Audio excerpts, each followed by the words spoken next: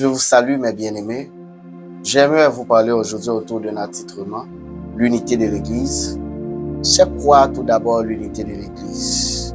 L'unité de l'Église se définit la communion fraternelle. C'est une communion spirituelle et la cohésion qui existe dans tous les croyants en Jésus-Christ formant un seul corps. C'est-à-dire que de la même manière que Paul nous enseigne sur les membres de l'Église qui forment un seul corps, aujourd'hui j'aimerais vous parler sur l'unité. À quoi bon d'être un membre dans le corps de Christ sans être uni? Que fait le bras sans les nerfs? Maintenant, aujourd'hui, je trouve qu'il est beau et exigeant à travers ce temps de la fin, pour vous parler autour de cet attitrement. Cette unité est fondée sur une relation, communion avec Dieu. On ne peut pas être uni sans être en relation avec Dieu. Dieu est un Dieu d'ordre. Depuis le commencement, il a fait marque de l'unité. Il a proclamé dès la création, et dans cet auditionnement, faisons l'homme à notre image, selon notre ressemblance. Donc, peu importe de l'entité qu'il parle, peu importe à qui il a adressé cette parole, mais l'essentiel, il nous a prouvé qu'il n'était pas seul. Il nous a prouvé qu'il n'était pas seul. Il nous a prouvé qu'il y avait un conseil réuni ce jour-là.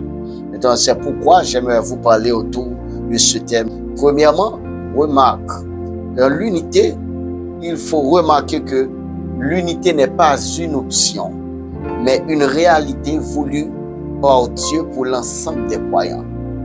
Mais bien aimé, on ne peut pas arbitrer l'unité. L'unité n'est pas une option qu'on peut choisir. Aujourd'hui, je vais faire cela. Aujourd'hui, je ne veux pas faire cela. Aujourd'hui, j'ai eu alliance à quelqu'un. Demain, je me désunis avec ce quelqu'un-là.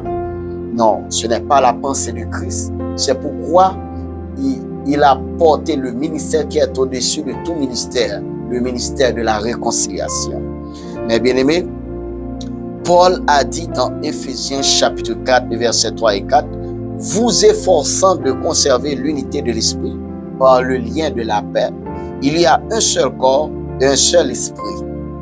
Comme aussi vous avez été appelés à une seule espérance par votre vocation. » Mais bien aimé, là, on a une seule espérance. Amen. Quel que soit l'attitrement de cette personnalité, peu importe qu'il est l'évangéliste, l'apôtre, le prophète. C'est pourquoi Christ dit, il y a plusieurs demeures, non pas dans le quartier, non pas dans le village, mais dans la maison de mon Père. Donc, une seule destination. On ne peut pas être désunis. Ça ne pourrait pas marcher avec le royaume de notre Dieu, de notre Seigneur Jésus-Christ. Deuxième remarque à faire. L'unité désigne l'harmonie des individus unis pour un but. Donc, on ne peut pas unir sans avoir un but. L'unité a toujours un but. Donc, Christ est notre but. Amen. Le salut est notre but. Le royaume de Dieu. La puissance de Dieu. Amen. Ses œuvres, sa vision. Amen. Sa manière de faire, c'est notre but. C'est pourquoi on ne peut pas dire, dans plusieurs sectes, on a souvent eu des doctrines différentes qui nous désunissent. C'est comme quoi Christ est mort pour cette religion et non pas pour l'autre.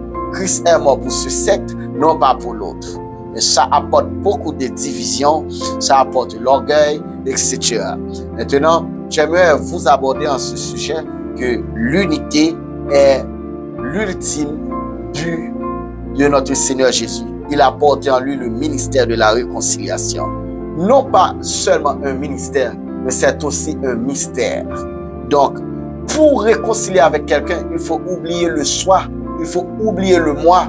Il ne faut pas être narcissique, mais il faut être un serviteur dévoué, un doulos, un esclave volontaire pour accomplir l'œuvre de notre Dieu Tout-Puissant. Alléluia. Troisième remarque, l'unité, c'est la complémentarité. Chacun apporte sa force dans le travail de Dieu, ce qui le rend plus fort et solidaire face à l'adversité. C'est une complémentarité. L'unité, tu es mon complément, je suis ton complément. C'est pourquoi si tu es les yeux, amen, moi je suis la main, lui, il est les pieds. Maintenant, c'est pourquoi l'ensemble forme un corps. Donc, dans le corps, il y a la tête, le tronc et les membres. Ça se divise en 3 parties. Mais par contre, amen, il y a plusieurs membres. Il y a, parmi les doigts, il y en a plusieurs. Le pouce, l'index, etc. Vous et moi, nous sommes le corps de Christ. Alléluia. Nous sommes le corps de Christ. On ne peut pas accomplir la vision de Christ sans être unis. C'est pourquoi je vous prie, mes bien-aimés, il y a trop de disputes parmi vous, trop de divisions. Amen. Si vous vous adressez à la solitude pour un moment, pour un temps, après votre réflexion, après la solitude, on ne peut pas devenir pire, mais il faut devenir quelqu'un de transformé, quelqu'un de réfléchi, quelqu'un qui sait comment manœuvrer la paix. Amen. Parce que Christ, ce que Dieu veut, c'est sa volonté, c'est la sanctification. Et d'abord, il nous a dit que rechercher la paix avec tous et la sanctification. Il faut rechercher la paix. Maintenant, la meilleure manière de gagner la paix avec quelqu'un, alléluia, c'est avoir une part à nous, d'aborder la solitude. Ça, c'est quelque chose qui nous aide à comprendre, amen, comment développer les tactiques, les techniques pour approcher de cette personne. Pas pour diviser pour le temps et pour l'éternité. Il ne faut jamais oublier la fraternité, peu importe le problème que vous aurez avec une personne. Peu importe les ampleurs, amen, des choses, vous devrez être sobre et sage. D'ailleurs, s'il nous manque ces éléments-là, on ne peut pas être même déjà agréable pour adresser à Dieu notre prière. Quatrième remarque, l'unité c'est tout. Regardez pour la gloire de Dieu, non pour se glorifier de sa propre gloire. C'est ça l'unité. L'unité, on ne peut pas regarder, amen, notre propre gloire, notre parti, notre intérêt. On ne peut pas tout voir de notre côté, mais c'est tout réaliser pour le royaume de notre Seigneur. Cinquième remarque, l'unité c'est la fin de la guerre de l'onction pour conquérir ensemble la révélation du trône. La fin de la guerre de l'onction. Il y a la guerre, il y a des guerres générationnelles. La génération passée, amen, s'apprête toujours à conquérir le terrain. Malgré l'appel de Dieu sur une nouvelle génération, on ne peut pas attester ça. De là, on a oublié la voix de Dieu. On a perdu l'orientation de Dieu à cause, amen, d'un narcissisme. Donc, cette théorie-là, il faut la battre dans l'église parce que ça tue, ça détruit. Il faut avancer, mes bien-aimés.